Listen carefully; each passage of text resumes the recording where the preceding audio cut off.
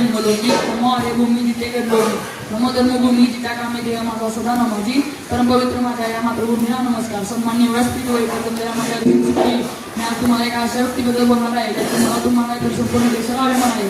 सह्याद्रीच्या कुशीतून एक हिरा समजला, भगवा टिळा चंदनाचा शिवनेरीवर प्रगटला, हातात घेऊन तलवार शत्रू वाचला, महाराष्ट्रात असा एक राजा होऊन गेला. मित्रांनो, 350 वर्षापूर्वी महाराष्ट्र भूमीला कर्तृत्वाने वीर पुत्र मिळाला आणि स्वतःच्या पराक्रमाने, शौर्याने, धाडसाने व जिद्दीने होत्याचं नव्हतं व नव्हत्याचं होतं करून मुठभर मावाच्या जोरावर महाराष्ट्र भूमीवर भगवा पटकवला.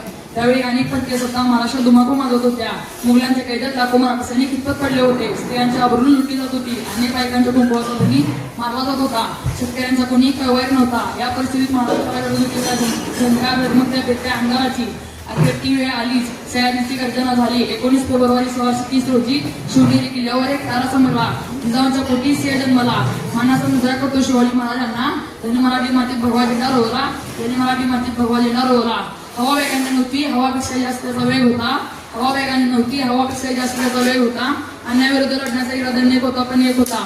अशा महापुरुषाचे जय जयकार तर झालाच पाहिजे. बोला छत्रपती शिवाजी महाराज की जय.